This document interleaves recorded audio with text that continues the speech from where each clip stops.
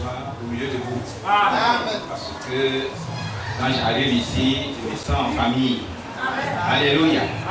Voilà, de l'autre côté où nous sommes, les gens pensent que nous sommes un petit groupe qui s'est écarté de la vérité et que nous avons créé quelque chose pour chercher de l'argent.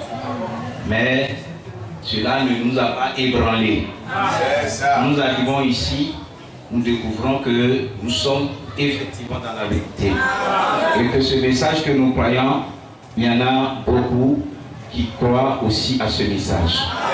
De passage, je dis bonjour à mon grand frère Sina, qui m'a communiqué la flamme du message du temps de la fin. Que Dieu bénisse ce monsieur et qu'il lui donne davantage de force pour communiquer encore à d'autres. Je dis bonjour à ma petite soeur Clarisse qui se trouve au milieu de nous. Elle était avec nous là-bas et elle est ici pour servir le Seigneur. Que Dieu la bénisse. Je dis bonjour à tous mes frères, aux responsables, à M. Koulibaly que je viens de faire la connaissance. Que le Seigneur vous bénisse abondamment. Voilà. Je pense que on ne va pas durer, mais le Saint-Esprit nous parlera. Sans plus tarder, je vous invite à prendre la parole de Dieu. Dans la lettre adressée aux Philippiens de la part de Paul. Seigneur, je voudrais te dire merci pour cette belle occasion que tu nous donnes de venir parler de ta part à ton église qui se trouve ici à Abidjan. Seigneur Dieu, ce livre est sacré et c'est toi seul qui peux l'ouvrir. Et je veux que le Saint-Esprit à l'instant descende, ô mon Dieu, de la chair pour se répandre sur tout le peuple. Afin que chacun en sorte d'ici heureux et meilleur plus qu'il n'en était venu. Amen. Sois glorifié dans le nom de Jésus. Amen. Amen. Nous lirons dans Philippiens chapitre 3 à partir du verset 12 jusqu'au verset 16. Je vais demander à mon frère bien-aimé Johnson de faire la lecture. Philippiens chapitre 3, verset 12 à 16. Verset 12 à 16.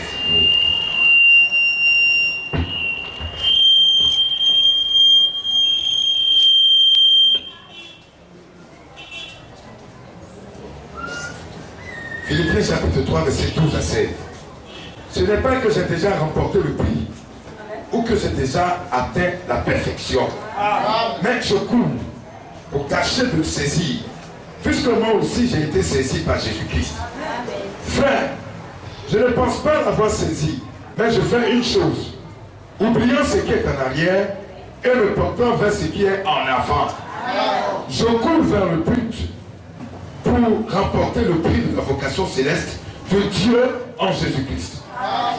Nous tous donc, qui sommes des hommes faits, ayant cette même pensée, et si vous êtes en quelque point d'un autre avis, Dieu vous éclairera là-dessus. Seulement, au point où nous sommes parvenus, marchons de même pas. Amen.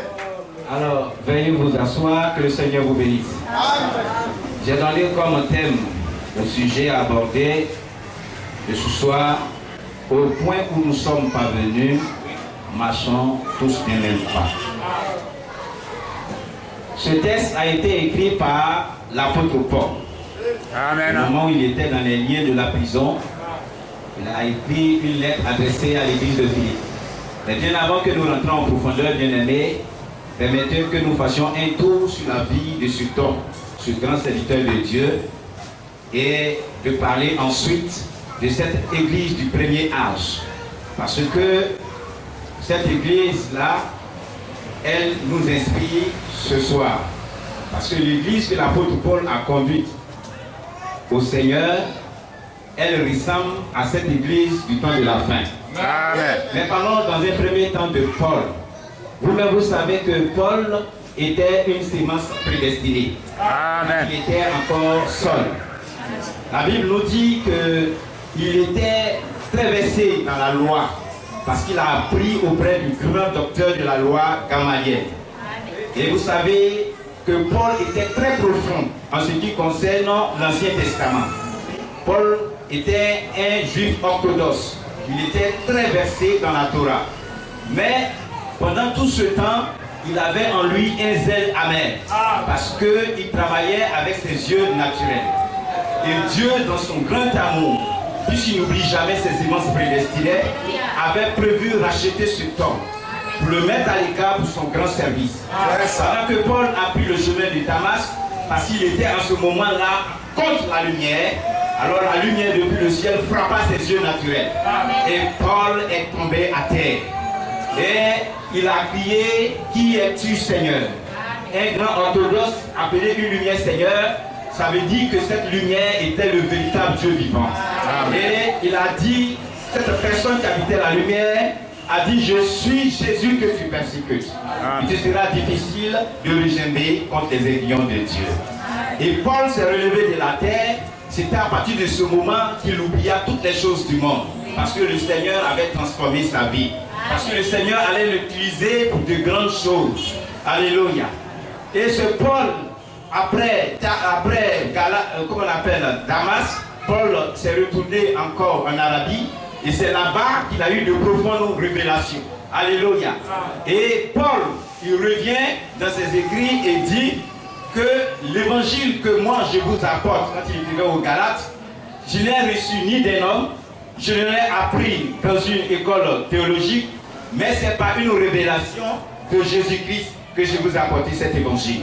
Et c'est avec l'évangile véritable que Paul a fondé l'église des nations. Parce que Paul avait été consacré comme apôtre des incirconcis, apôtre des nations. Et c'est pour cela que cet homme m'intéresse beaucoup. Alléluia. Parce que son évangile est aussi valable pour notre temps. Et nous, en tant que fidèles des derniers temps, nous devons considérer le bien fondé de la parole que Paul nous adresse au travers des différentes églises. Que le nom du Seigneur soit glorifié. La Bible nous dit que Paul, quand il a eu ces glorieuses révélations, il a dit, si même un ange venait du ciel, vous annoncez un autre évangile que celui que vous avez entendu, qu'il soit anathème. Et si moi-même, Paul, je venais vous dire que le message que je vous ai transmis au départ est faux, que je sois maudit. C'est pour dire que nous sommes fondés sur une vérité qui n'est pas venue d'un homme, mais qui est venue du Saint-Esprit. C'est pour cela que la parole que nous croyons dans cet âge est la lumière de notre temps qui nous conduira à Christ. Que le nom du Seigneur soit glorifié. Et Paul était profond parce qu'il avait la révélation de la parole. La Bible nous dit que 14 ans plus tard, il eut une très grande révélation. Il fut enlevé jusqu'au 3e ciel où il entendit des voix, des paroles qui étaient ineffables. Et Paul, ce même Paul est venu vers les apôtres pour leur présenter cette doctrine qu'il avait reçue, cet enseignement qu'il avait donné. Et la Bible dit que les apôtres lui ont donné leur main d'association. Pour dire que l'évangile que tu prêches, c'est exactement ce que Jésus-Christ nous a montré. De sorte que le livre de Luc, de Matthieu, de Jean et de Marc, ce sont vraiment les gardiens de la parole. Et les épîtres que Paul a écrits sont conformes à ce que les apôtres eux aussi ont écrit.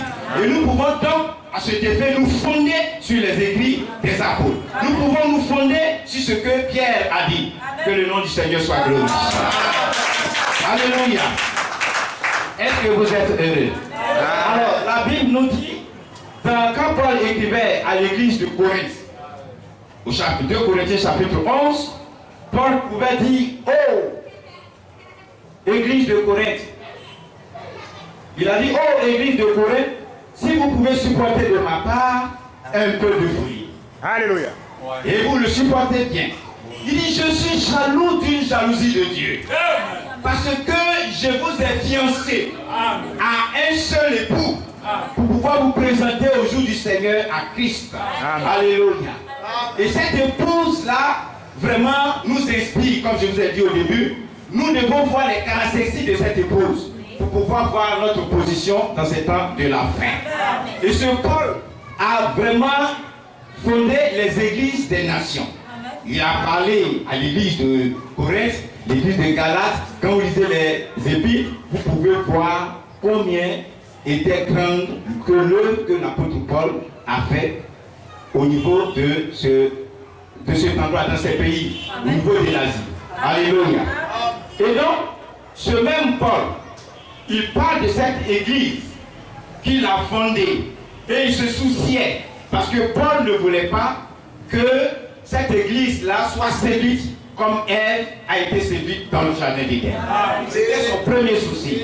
Vous vous rappelez un peu cette femme qui voulait s'émanciper dans le jardin d'Éden.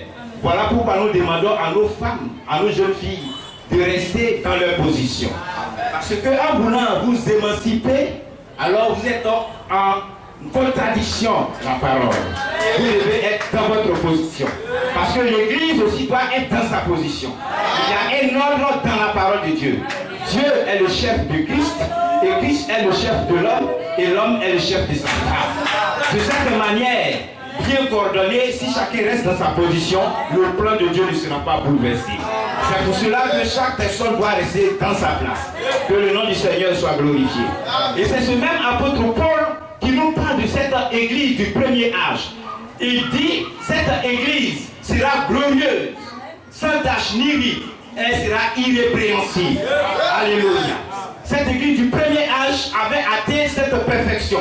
Parce que Paul ne va pas présenter à Christ, son époux, une église qui est souillée. Alléluia. Il faut que l'église arrive à la perfection.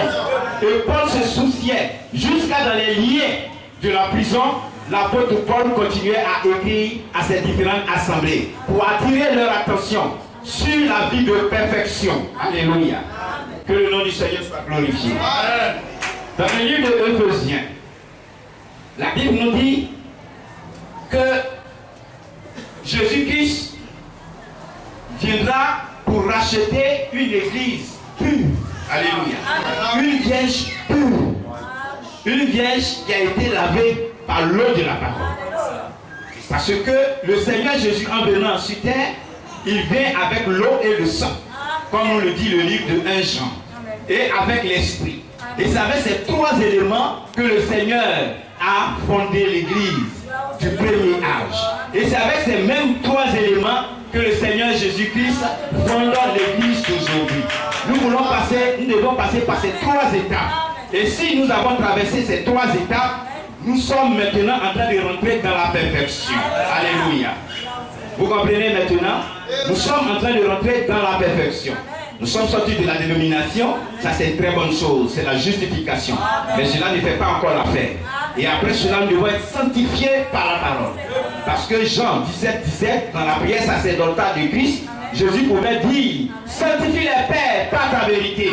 Ta parole est la vérité. Et c'est cette parole que vous entendez ce matin ou ce soir qui est en train de vous sanctifier. Parce que Jésus pouvait dire à ses apôtres, déjà vous êtes purs à cause de la parole que vous avez entendue. Parce que la parole de Dieu purifie. Parce que le sang de Jésus aujourd'hui, c'est la parole de Dieu. Alléluia. Et nous sommes en train de nous sanctifier pour devenir une épouse sans tache ni ride. Alléluia. Voyez-vous comment Paul avait la révélation? Et Jésus-Christ, voyez-vous comment il a fait cette œuvre profonde? Et l'apôtre Paul savait toutes ces choses. Et il savait combien grande était la grâce que nous avons reçue.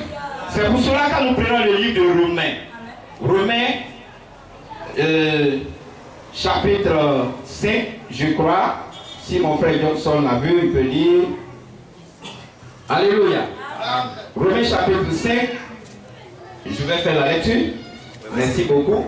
À partir du verset 4, comme on appelle verset 5, il dit, oh, l'espérance ne trompe point.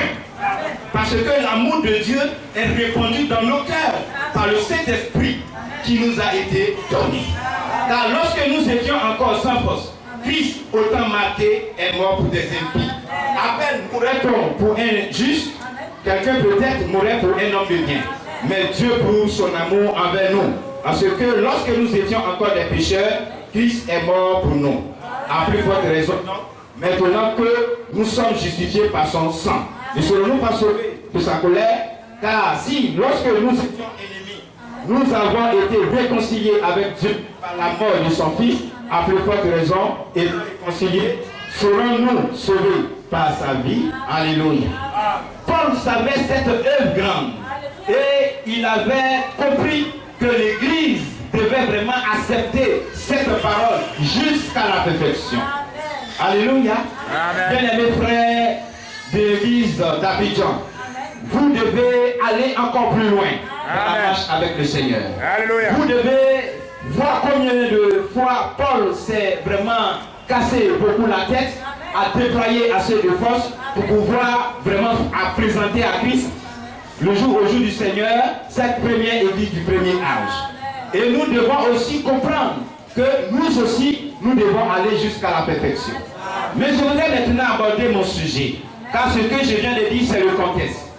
Paul écrit aux Philippiens en leur disant que nous qui sommes parfaits, alléluia, nous qui sommes parfaits, au point où nous sommes parvenus, nous devons marcher des mêmes pas. Est-ce que vous voyez? Donc, Paul a présenté une église qui est arrivée à la perfection. Mais cette église qui est arrivée à la perfection devait faire encore quelque chose. Et c'est ça que je voudrais que vous connaissiez ce soir. Alléluia. Quand une église atteint, quand un homme est parfait, c'est que cet homme a le Saint-Esprit. Donc la lettre, ou je dirais ce passage, cette portion de l'Écriture que Paul a écrite, s'adresse particulièrement aux frères et aux sœurs qui ont reçu le Saint-Esprit. Alléluia. Et ceux qui ont reçu le Saint-Esprit, vous êtes sauvés. Ça c'est clair. Vous avez la sécurité éternelle. Mais Paul était en train de nous dire que ce n'est pas un langage, ce n'est pas une connaissance, mais c'est une vie que nous avons. Alléluia. Car avoir le Saint-Esprit, ce n'est pas chanter dans les rues, j'ai le Saint-Esprit. Mais vous devez vivre le Saint-Esprit. Vous devez avoir la nature de Christ en vous. Si vous prétendez être l'église du Seigneur, vous qui êtes ici, vous devez avoir la nature de Christ absolument en vous. Vous devez vivre au quotidien la vie chrétienne. Vous êtes sanctifiés, certes. Vous avez atteint la perfection, c'est bien, parce que vous avez le Saint-Esprit. Mais je ne peux pas dire que vous avez atteint la perfection. Mais Paul dit, nous qui sommes parfaits, nous devons faire encore une chose de plus. C'est-à-dire, au point où nous sommes arrivés là, nous devons maintenant marcher tous des mêmes pas. Alléluia. Donc vous voyez que ça ne s'adresse pas aux gens qui ne sont pas encore, qui n'ont pas encore reçu cet esprit. Mais ce passage s'adresse particulièrement à des gens qui sont saints, à des gens qui ont été vraiment lavés, à des gens qui sont allés très loin avec le Seigneur. Mais le Seigneur, l'apôtre Paul veut que nous menions cette vie de sainteté, de perfection, que cela se traduise au quotidien dans nos actes, dans nos paroles, dans nos pensées, dans nos propos. Voilà ce que Paul voulait dire. Donc au point où nous sommes arrivés maintenant, bien aimés, nous devons tous marcher des mêmes pas. Nous ne devons pas dire, je crois à la parole du temps de la paix, j'ai reçu le Saint-Esprit, et puis on a encore dans les comportements des choses déplacées. Cela traduirait que tu ne l'as pas encore reçu. Mais si nous croyons que nous avons reçu le Saint-Esprit, nous devons vivre au quotidien le Saint-Esprit. Car le Saint-Esprit, c'est la vie de Dieu, c'est le Zoé, la nature de Dieu. C'est ce que Dieu est, et c'est ce que nous sommes. Alléluia. Amen. Que Dieu nous aide. Regardez comment Paul a présenté la chose. Vraiment, particulièrement, j'aime cet apôtre. Je l'aime profondément. Un peu derrière au chapitre 2, il dit, ayez en vous le sentiment qui était en Jésus-Christ, lequel, existant en forme de Dieu, n'a pas regardé comme une proie arrachée, mais il s'est humilié jusqu'à devenir un serviteur, un homme. Et étant dans cette situation, il a accepté d'aller à la mort jusqu'à la mort de la croix. C'est pour cela que Dieu l'a souverainement élevé. Et Dieu l'a placé au-dessus de toutes choses, de sorte que dans les cieux comme sur la terre, tout genou fléchira et tout le monde confessera que Jésus-Christ est Seigneur, à la gloire du Dieu vivant. Alors si l'épouse voudrait être élevée à la gloire du Père, alors l'épouse doit avoir les mêmes sentiments qui étaient en Jésus-Christ. Et comme au plus haut, il a dit, il a cité merci pour celui qui m'a demandé lesquels. Nous allons voir dans Philippiens 2, afin que vous sachiez comment il faut marcher. Il dit, si donc, il y a quelques consolations en Christ, s'il y a quelques soulagements dans la charité, s'il y a quelques unions d'esprit, vous voyez, charité, union d'esprit, s'il y a quelques compassions, voici la nature, ce que vous devez avoir. Vous devez avoir de la charité, de l'amour véritable, pas de l'hypocrisie dans votre amour. Oui, vous ne devez plus avoir au milieu de vous des critiques. Vous ne devez plus avoir au milieu de vous des paroles déplacées. Vous vous emportez trop vite. Si vous êtes comme ça, vous n'avez pas encore la nature de l'agneau. Et le Saint-Esprit ne peut pas venir comme une colombe sur vous. Vous devez épouser totalement la nature de l'agneau. Vous devez être doux. Alléluia. C'est cet âge-là dans lequel nous sommes. L'amour fraternel. L'âge où on devient la parole. L'âge où Christ se déverse en nous. Ou l'âge où nous devenons une lettre ouverte au monde. L'âge où les gens lisent Christ au travers de nos vies. Nous devons avoir l'union de l'esprit. Nous devons avoir de la compassion pour ceux qui souffrent. Vous voyez comment Paul présente la chose? Vous devez avoir de la miséricorde. Vous voyez, il dit, rendez ma joie parfaite. Je sais que vous avez le Saint-Esprit, mais rendez ma joie parfaite. Vous voyez, ayez un sentiment, un même sentiment, une même âme, une même pensée. Amen. Alléluia. Amen. Voyez-vous? Donc, quand on parle, j'ai parlé doucement, je vais vite. Quand on parle de la vie chrétienne, ce que je voulais vous dire, c'est ce que Paul, au soir de sa vie, étant dans les chaînes, était en train d'écrire à l'église de Philadelphie. Paul dit, la vie chrétienne, et avant le Saint-Esprit, c'est une nature. Alléluia. C'est une seconde nature. Si quelqu'un est en Christ, il y a une nouvelle création. Les choses anciennes sont passées, mais voici que toutes choses deviennent nouvelles. Donc, arrêtons de chanter dans la bouche que je crois au message du temps de la fin. Nous devons maintenant traduire ça dans notre vie. Amen. L'église arrive à un stade où si un frère ne voit pas l'autre, il est malheureux. Amen. Nous devons arriver à ce stade avant que ça ne prenne les lieux. Nous devons arriver à un point où celui qui s'isole ne se sent pas à l'aise à la maison. Amen. Au point que toutes les réunions, nous devons être là. Amen. Nous devons mettre tous la main dans la perte. Nous devons marcher tous au même pas. Voyez-vous ce que Paul voulait dire? Là nous sommes arrivés. Au point où nous sommes parvenus, marchons tous de même pas. Amen. Alléluia. Voyez, c'est cela le vrai amour. Mais quand nous le disons dans notre bouche, sans le manifester, alors nous faisons du faux. C'est de l'hypocrisie. Un homme peut se connaître s'il a le Saint-Esprit ou non. Un homme qui aime sincèrement comme Christ a aimé a le Saint-Esprit. Parce que l'amour vient de Dieu. La haine ne vient jamais de Dieu. Alléluia. Voyez-vous, l'apôtre Jean, le disciple que Jésus aimait, ce disciple qui était le type de l'amour, il a parlé de cela. Il dit, voyez quel amour le Père nous a témoigné. Non, il est sort, excusez-moi, ce n'est pas ce que je voulais dire. Il dit, bien aimés, aimons-nous les uns les autres. C'était au chapitre 4. Car l'amour est de Dieu. Alléluia. Et quiconque aime est né de Dieu et connaît Dieu. Celui qui n'aime pas n'a pas connu Dieu. Car Dieu est amour. L'amour de Dieu a été manifesté en nous, envers nous, en ce que Dieu a envoyé son Fils unique dans le monde, afin que nous vivions par lui. Et cet amour consiste non point en ce que nous avons aimé Dieu, mais en ce qui nous a aimé et envoyé. Son Fils comme victime propitiatoire pour nos péchés. Alléluia.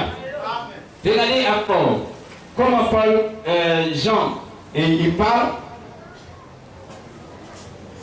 Excusez-moi, il y a un passage que je cherche. Voilà, il dit, nous avons connu l'amour, au chapitre 3. Il dit, en ce qu'il a donné sa vie pour nous. Alléluia. Nous aussi, nous devons donner notre vie pour les frères. Voyez-vous comment il parle? Si quelqu'un possède les biens du monde, et que voyant son frère dans le besoin, il lui ferme ses entrailles, comment l'amour de Dieu demeure-t-il en lui? Petits enfants, n'aimons pas en parole et avec la langue, mais en action et avec vérité. Et c'est cet âge-là, c'est dans cet âge où nous sommes maintenant, où l'amour se fait voir dans les propos, dans les actes. Vous voyez? Et c'est après cela que nous pouvons espérer aller à la maison. Amen. Et si quelqu'un n'arrive pas à ce stade, c'est qu'il n'a pas vu le Saint-Esprit. Parce que le Saint-Esprit, la nature du Saint-Esprit, c'est la nature que Christ avait. Et pour savoir si vous avez vraiment le Saint-Esprit, c'est quand vous allez de cette façon-là. Et c'est ce que Paul était en train de dire. Il dit, nous qui sommes parfaits, faisons encore un pas de plus. Ça veut dire quoi? Il faudrait que nous arrivions à sauver le talent. Que le nom du Seigneur soit glorifié. Mais je trouve que vous êtes triste. Il y a quoi? Alléluia. Alléluia. L'amour, nous devons vivre l'amour. Nous devons vivre l'amour. Et si Paul présentera l'église du premier âge, notre bien-aimé frère Branham doit présenter aussi une église. Parce que comme vous le savez, Branham a prêché la même chose que Paul. D'après lui-même, comme il a dit, si l'église de Paul passe, vous et moi, nous passerons. Or, si Paul a dit à son église qu'il passera de vivre l'amour, nous aussi, nous sommes censés vivre cet amour. Que le Seigneur vous bénisse. Qu'il vous bénisse. Voilà ce que le Seigneur a écrit sur mon cœur.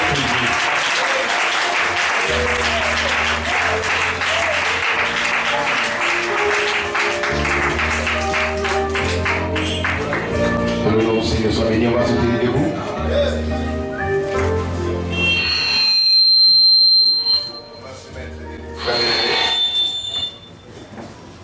Et nous allons, avec tout ce qui a été prêché encore ce matin, nous allons simplement remercier le Seigneur et lui demander de prendre soin de nos âmes, que lui-même nous donne un cœur qui puisse vivre, pratiquer ces choses pendant que nous sommes sur le chemin de la vie éternelle. Élevons la voix et prions ensemble le Seigneur.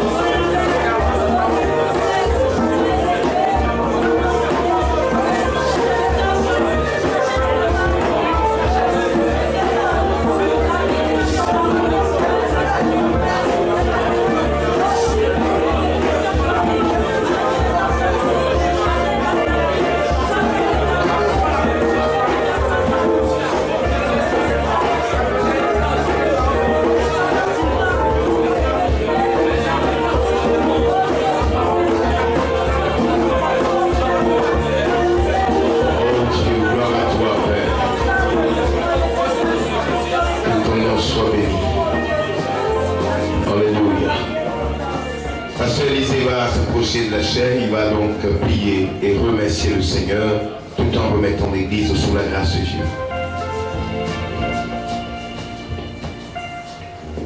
Seigneur Dieu Tout-Puissant, tu nous as montré le chemin et nous sommes en route.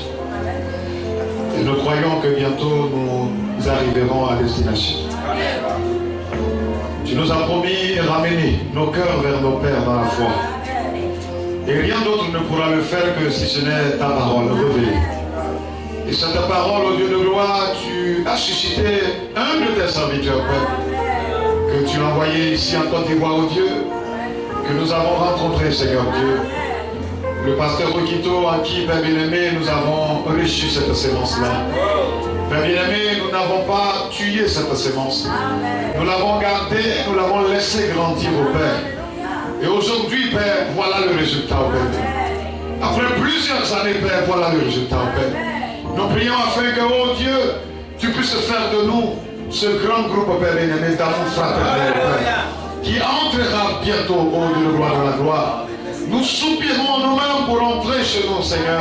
Et nous voulons aller chez nous, Seigneur, Dieu de gloire, comme tu l'as si révélé, oh Père bien-aimé, à l'apôtre Pierre, que nous sommes pèlerins et voyageurs sur la terre. Merci pour cette grâce. Merci pour cette promesse sur laquelle nous tenons, oh Dieu. Nous voyons, nous sentons en sécurité, Seigneur. Fasse en sorte que le seul instrument que tu nous as laissé, qui est ta parole, que cette parole demeure toujours au milieu de nos pères. Que nous puissions voir l'amour divin pleinement Christ au milieu de nous, Seigneur, que nous puissions nous soutenir les uns les autres. Oh, tu pourrais dire au travers de ta parole que les gens du monde sauront que nous sommes de toi si nous nous aimons les uns les autres.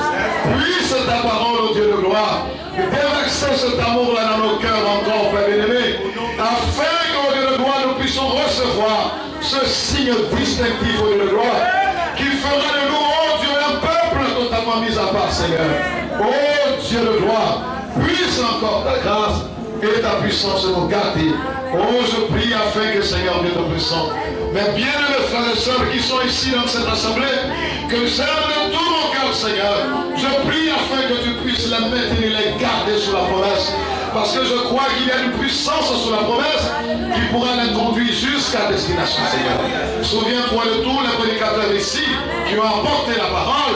Seigneur, puisse ta grâce, au Dieu de gloire, les accompagner, être toujours avec eux, et la sagesse nécessaire pour conduire ces assemblées, au Dieu de gloire, où tu les as établis.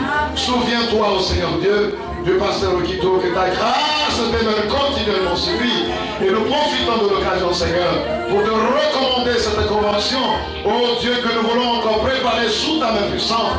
Garde-nous, préserve-nous, et accompagne chaque personne ici maintenant dans sa demeure respective. Au nom du Seigneur Jésus-Christ. Amen.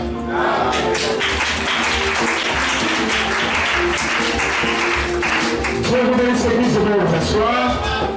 Je pense qu'on me fait signe que le pasteur qui est entendu, il va faire une adresse à l'église.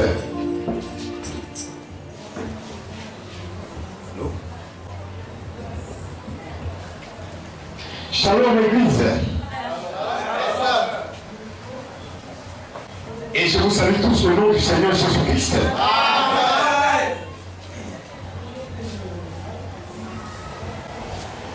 Et je suis content et j'avoue que vous avez été beaucoup bénis ce matin.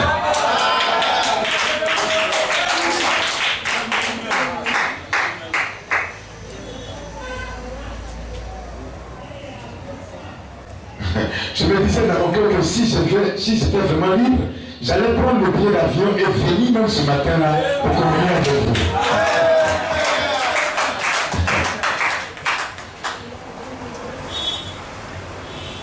Voilà, afin de communier avec ces serviteurs de Dieu que j'ai vus il y a maintenant à peu près 6 mois.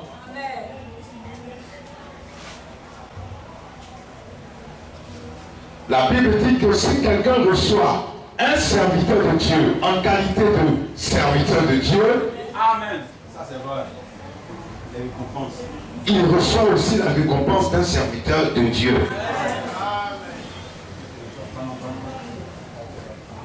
Or, un serviteur de Dieu qui vient, il vient avec la parole de Dieu.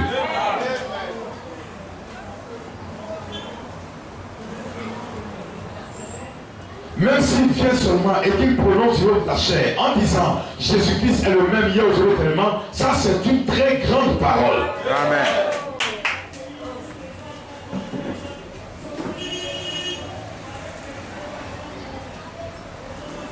Moi, je crois qu'il n'y a pas de choses mystérieuses dans le message de l'heure.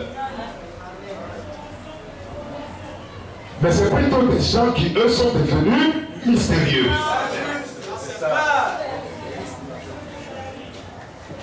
Mais nous ne voulons pas être des gens qui sont mystérieux par leur propre compréhension. Mais nous voulons devenir mystère parce que le grand mystère a été révélé. Et ce mystère ne se trouve pas dans des arbres, mais ça se trouve dans le cœur des croyants. Et bientôt tout cela se manifestera pleinement. Comme on a lu ici à l'église de Lyon,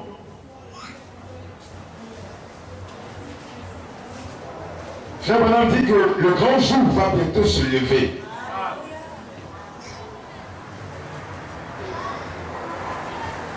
Quand les fils de Dieu vont se rassembler tout autour de l'amour fraternel.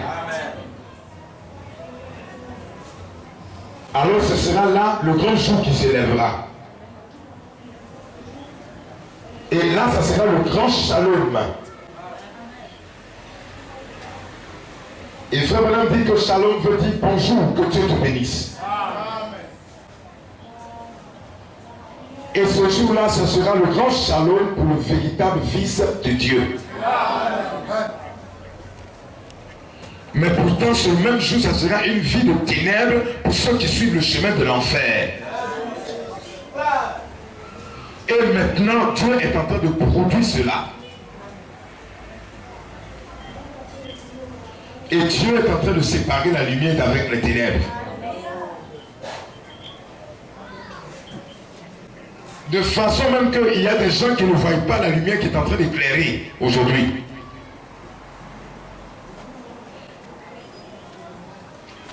Et dans Isaïe 60, verset 1, il dit: lève-toi et car ta lumière arrive. Lève-toi, sois éclairé car ta lumière arrive. Et ta lumière éclaire les nations.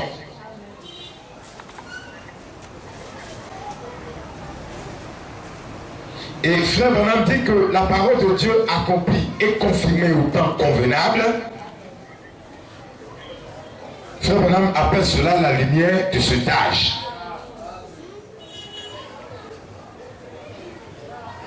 Donc la lumière de cet âge, c'est un homme. C'est-à-dire c'est une promesse faite et accomplie. Pourquoi? Parce que Jésus était la lumière en son temps. Et Jésus était une promesse de la parole de Dieu qui a été promise et accomplie. Jean-Baptiste également était la lumière en son temps.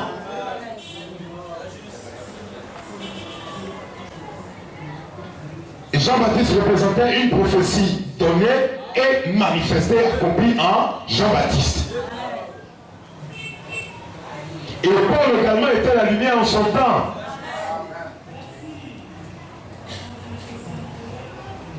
Quand vous lisez dans Isaïe 52, il est question d'une lumière qui éclaire les nations. Et au temps de la fin, Dieu également nous a promis une grande lumière qui devait venir. Et il nous a dit de nous lever, de nous réveiller de notre sommeil spirituel. Afin d'être éclairés par cette lumière-là.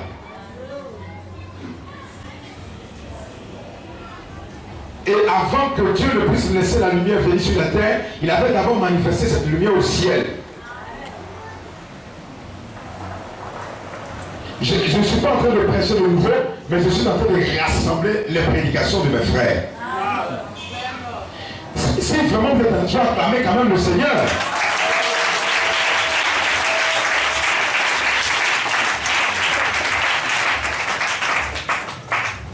Est-ce que vous avez faim?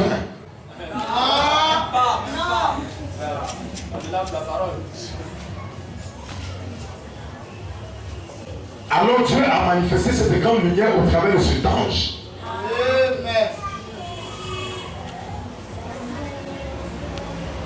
Et donc quand Jésus était sur la terre, une grande lumière s'est manifestée là-bas au ciel. C'est cette lumière qui a dû conduire les rois mages afin d'aller adorer l'enfant Jésus. Et donc au ciel là, il y avait un rassemblement, une constellation d'étoiles. Et c'est pourquoi ils ont pu dire, nous avons vu son étoile, alors qu'il y avait plusieurs étoiles. Ils ont dit, c'est pourquoi nous sommes venus l'adorer. Le 28 février 1963,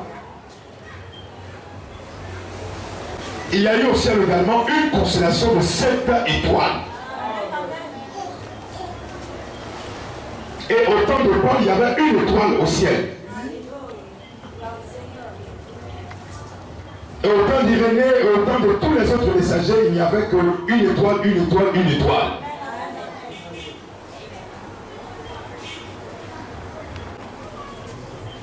Mais au temps de la fin, il a été promis une grande lumière, parce qu'il est dit, vers le soir, la lumière apparaîtra. Cette lumière avait un jour éclairé Israël au lever du soleil. Et c'est cette même lumière qui va nous éclairer en ce temps du soir.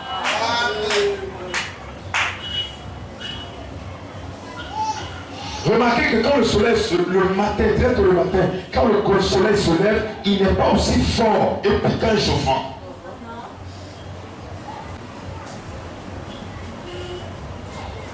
Vous remarquez également que le soleil, avant de se coucher, reprend la même forme de lumière quand il se levait.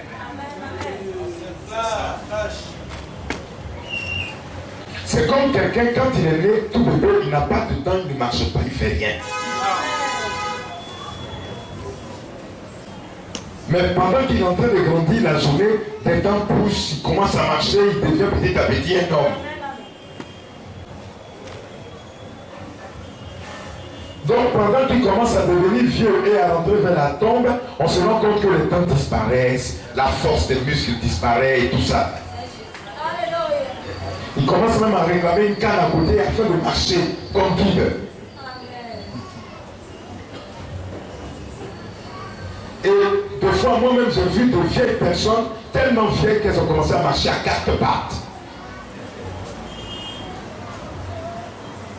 C'est pour vous dire que le soleil qui se lève le matin, c'est le même soleil qui se lève le soir. Donc la même lumière du matin, c'est la même lumière au temps du soir. Or, à nous, la promesse a été donnée que vers le soir, la lumière paraîtra.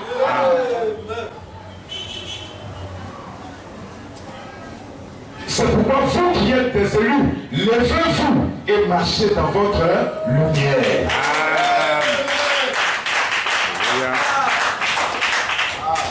Amen. Et soyez éclairés par votre lumière.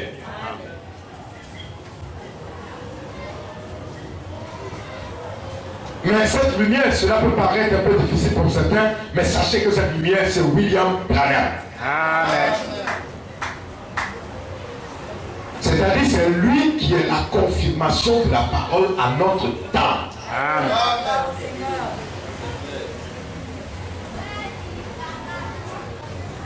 C'est-à-dire que cette lumière est venue pour vous montrer la confirmation de la promesse de votre temps. Amen. Parce qu'en réalité, la lumière, à vrai dire, c'est la parole de Dieu.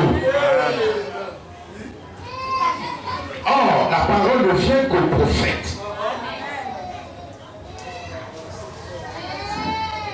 Alors, quand un prophète reçoit la parole, lui et la parole deviennent un.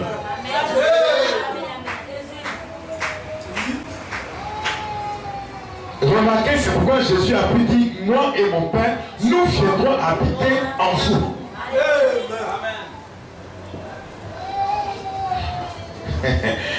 Et quand il habite en vous, vous ne devenez pas trois personnes, vous devenez un.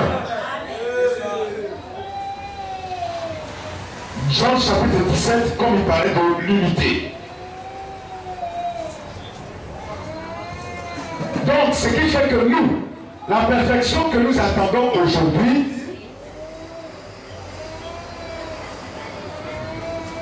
il fallait qu'une lumière puisse venir afin de nous conduire vers cette perfection. Et cette lumière, c'est William Branham. Du temps de Moïse, il y avait une lumière qui brillait. Et cette lumière s'appelait Moïse. Pourquoi? Parce que Moïse était la parole promise et accomplie en son temps. Ce qui fait que nous, gens du dernier âge, nous ne sommes pas en train d'attendre notre prophète. Cette lumière est venue et cette lumière est partie. Mais nous attendons maintenant ce qui reste, le lever du grand jour. Est-ce que vous êtes avec moi? Nous attendons le lever du grand jour. L'apôtre Paul dit que la nuit est avancée. Réveillez-vous de votre sommeil.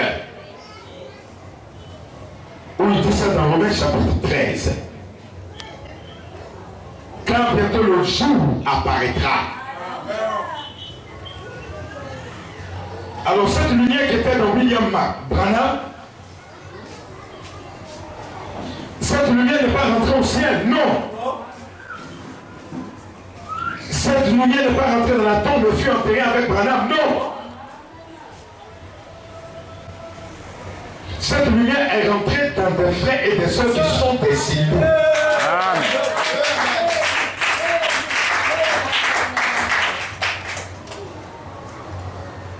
Allô? Et cela est en train de grandir. Jusqu'à ce que tous vous soyez rassemblés dans l'amour fraternel. Amen. Et ça sera alors une grande lumière qui va briller sur la terre. Pendant que le lever du jour. Et là, ça sera le lever du jour. Un jour nouveau. Et que le monde est en train d'attendre avec une entière ardence. Et là, ça va sonner le départ de l'épouse, bien aimé frère. Frère, dit qu'à cette époque-là, il n'y aura plus de prédication. Il n'y aura plus de guérison miracle et toutes ces choses. Il n'y aura même plus de prière. Ça sera le départ chez nous, à la maison. Amen.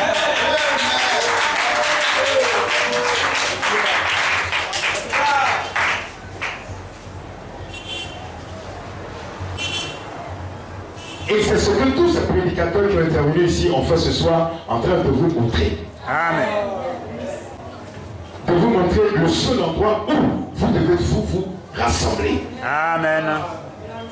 C'est là, le seul endroit, c'est la grande lumière pour nous. Amen. Et quand tu vois cette lumière, toi-même tu deviens aussi lumière. Alléluia. Représentez-vous cela. Les étoiles ne font que refléter la lumière du soleil. Dieu vous bénisse, Église. Dieu vous bénisse, Église. Frère, le soir, la lumière apparaîtra. On va se mettre debout ensemble, s'il vous plaît.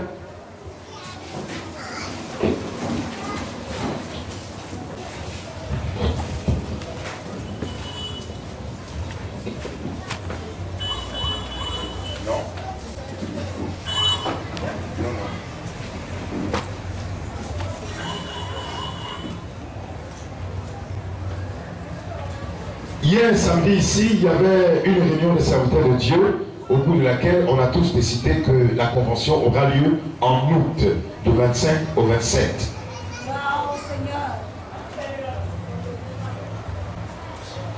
Donc c'est une convention qui va rassembler toutes les églises sœurs, ces églises-là, donc qui sont à Imbayagro, dirigées par le frère Simplice, l'église qui est à Isianois, dirigée par le frère Conan, l'église de Ndondré par le pasteur Élisée, et puis l'église de Grand Laou, dirigée par le pasteur Nénébi, y compris l'église de Tresville ici.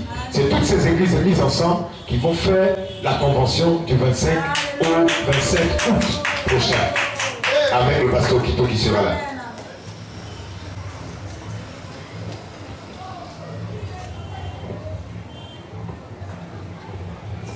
Voilà, donc pendant ces 3 jours, le vendredi, une prédication le matin, l'après-midi de même vendredi 25, une autre prédication,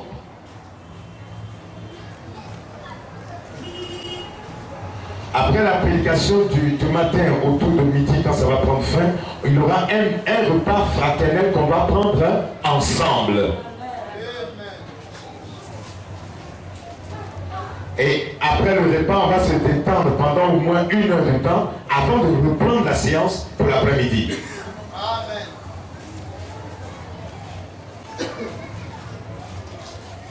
Et après, on rentre dans la journée de samedi où il y aura également 2 prédications, une prédication le matin et une prédication l'après-midi. Et à midi, à l'heure de la pause, il va y avoir encore un repas fraternel. Et le soir, à 18h, on va également manger ensemble. Tout ce que nous demandons à l'église maintenant,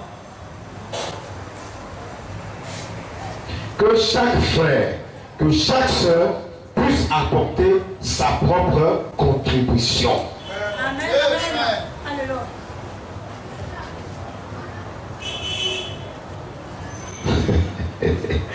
En disant ça, je ne suis pas en train de dire à l'église que chacun aille fouler ou bien mendier ou bien de s'inquiéter, tout ça. Même si tu as Togo, il faut envoyer.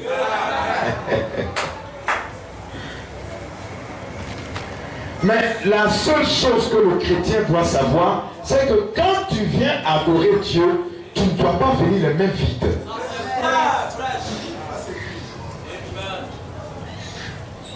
En venant adorer Dieu en guise d'offrande, tu dois amener quelque chose qui vient de ton propre cœur. Comment? L'offrande ne vient pas parce qu'on ne connaît pas la part des choses. Et beaucoup de personnes ne sont pas bénies à cause de ces genres de choses-là. Parce que quand quelqu'un vient adorer, il vient adorer, il vient de même vie. Pourquoi? Mais pourtant, quand il y a funérailles chez lui à la maison, c'est là il va déployer toute la dernière énergie qu'il a, les dernières ressources qu'il a pour aller faire funérailles. Vous voyez, c'est là comment plusieurs personnes sont en train aujourd'hui d'adorer les morts au lieu d'adorer le Seigneur Jésus. Donc quand tu fais ce genre de choses, Dieu regarde et puis te dit, mais pourquoi je vais le bénir même? Quand je vais le bénir, c'est pour aller au funérailles. Quelqu'un qui va prendre son argent pour aller adorer les morts. Au lieu de venir adorer Dieu, lui prend les bénédictions que Dieu lui a accordées pour aller adorer les morts. En faisant ça, ça c'est l'attitude d'un sorcier. Non. Ah non, plutôt disons que quelqu'un qui fait ça, il prend son argent pour aller adorer un sorcier, quelqu'un qui est déjà mort. Frère bien-aimé, n'ayez pas ce comportement, ne faites plus ça.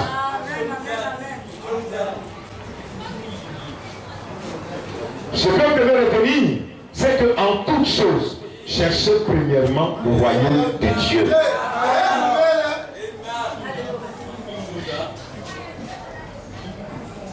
Donc aujourd'hui, il y a des personnes qui ne veulent même plus payer le dîme. Mais je ne sais pas comment ces personnes-là pensent que l'église fonctionne.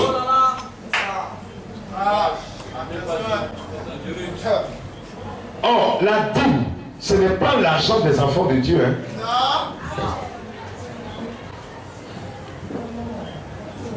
Donc, la dîme, c'est l'argent de Dieu. Ça, c'est obligatoire pour tout croyant. Oui, obligatoire, hein?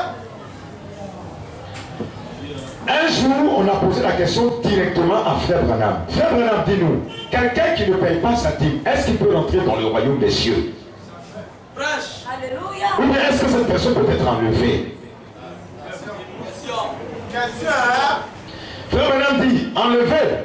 Là, je ne sais pas. Oui. Mais sauvé, vraiment, je doute.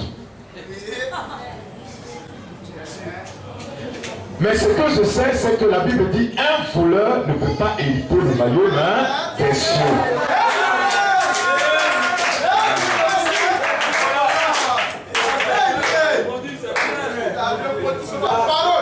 Or, Dieu dit dans sa parole, dans Malachie, vous me volez dans les dîmes et dans les offrandes. Donc, Église, ce que je veux vous dire, arrêtez d'agir ainsi. Vous risquez d'attirer la malédiction sur vous. Ça, c'est la voix de votre Père. C'est moi, Pasteur Kito, qui vous dit ça. C'est la vérité. Ça, c'est clair, hein? Comment?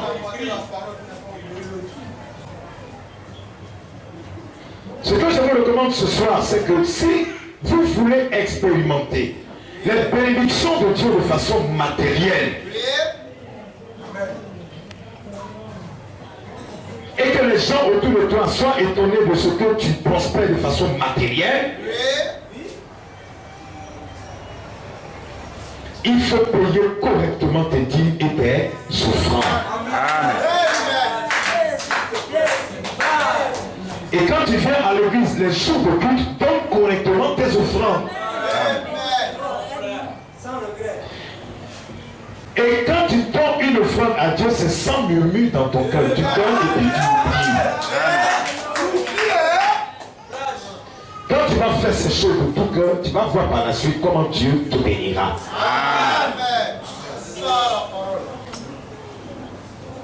C'est parce que les gens pensent dans leur cœur que la dîme que je vais donner, on dit que ça va s'appeler passer au Quito.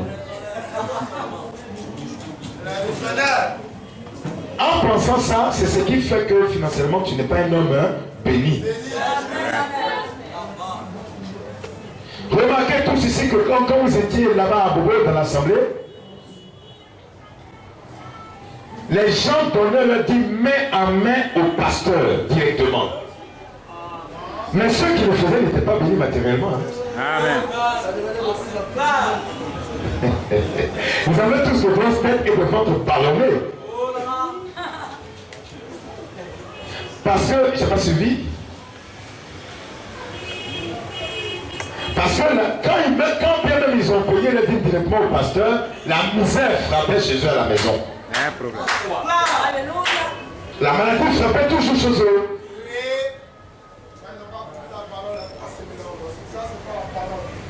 Mais quand vous payez votre dîme dans le panier, mets dans ton cœur que c'est une offrande que tu donnes à Dieu.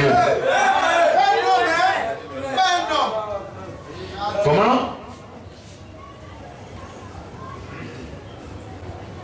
Et quand tu fais cette offrande, tu dis Seigneur, voici ce que tu m'as donné, la bénédiction que tu m'as accordée, moi je te remets ta part.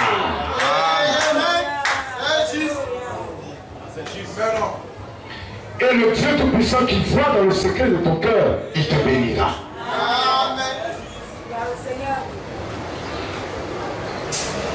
Donc c'est pour vous rappeler qu'il y a une convention au mois d'août, des frères et sœurs vont venir de l'intérieur du pays.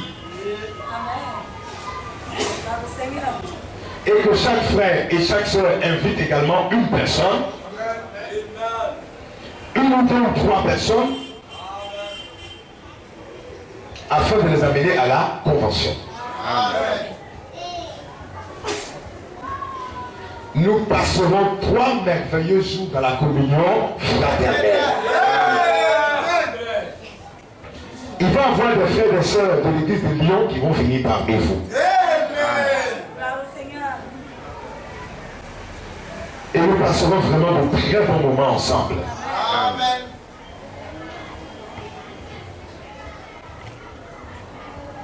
Même si tu as 1000 francs, tu mets dans une enveloppe, tu mets en haut convention, sans mettre ton nom. Même si c'était les 100 francs que tu veux prendre pour mettre ton gardien, il faut donner d'abord à Dieu.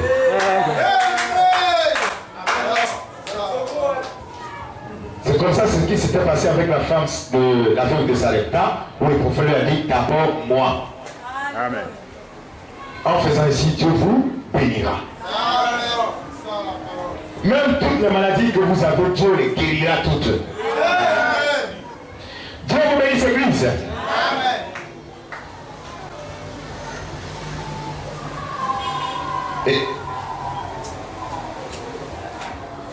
Et souvenez-vous toujours de pasteur Conan, pasteur Lisée, pasteur Nénébi, tous les pasteurs qui sont venus ici, souvenez-vous d'eux.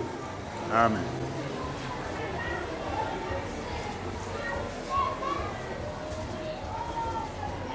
Bénissez-les, et même si quelqu'un a quelque chose qu'il voulait remettre au pasteur ici, il peut le leur donner pour qu'il puisse rentrer calmement.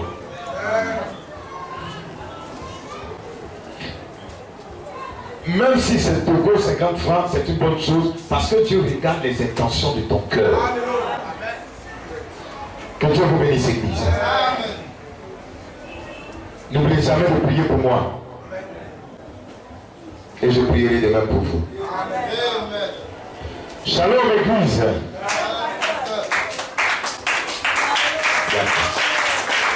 Et Dieu va tous se mettre debout, nous allons dire un mot de prière de fin. Et ainsi demander la grâce de Dieu sur chacun d'entre nous, pendant que Dieu nous a fait cette grâce d'être ici à écouter sa parole. Nous voulons seulement prier et demander que l'ange de l'Éternel nous accompagne. Prions ensemble, Seigneur. Béni soit-tu. Merci pour tous ces serviteurs qui sont venus ce matin, Dieu, parmi nous, qui sont là avec toute notre bénédiction et le Saint-Esprit nécessaire à leur ministère. Oh Yahweh Dieu, nous nous remettons tous entre ta main, encore sur toi, au nom sacré de Jésus, notre Sauveur. Amen. Et amen, acclamons le Seigneur et nous asseoir. Nous avons donc fini pour ce matin, nous allons sortir. Et en sortant, nous allons faire nos offrandes et nos dîmes. Alors, avant de sortir, est-ce qu'il y a ce matin une nouvelle personne parmi nous? Quelqu'un qui est ici pour la toute première fois, qui vient à l'église ici le dimanche. Oui, il y a la sœur là-bas. Qui d'autre? Directement. Donc, sœur, comment vous appelez? Prisca. Invitée par la sœur Marie-Louise. Dieu te bénisse. De t'asseoir. Quelqu'un d'autre? Il n'y en a plus. Ah! Il y a une sœur là-bas qui se lève. Il y a une que je vois au fond qui se cache. Oui, sœur, on y va. Comment? Yao? Amena Setiche. Ah, Sandrine, Dieu te bénisse. Invité par qui? Invité par ta tante. Ah, sœur, ah d'accord, Dieu te bénisse. Le Seigneur vous bénisse, frère bien-aimé. Donc tout à l'heure, vous qui vous êtes levés, quand les gens vont sortir, vous allez venir vous asseoir ici. Les diacres vont vous rencontrer pour quelques minutes d'entretien. Dieu vous bénisse. On va se saluer les uns les autres. Dis shalom à ton frère, à ta soeur à côté de toi. Et que la grâce de Dieu accompagne chacun. Nous nous retrouvons dans la semaine pour les cultes de mercredi et vendredi sur le coup de 18h. Shalom à vous et que Yahweh Dieu vous accompagne pendant que nous sortons sur la côte de Dieu.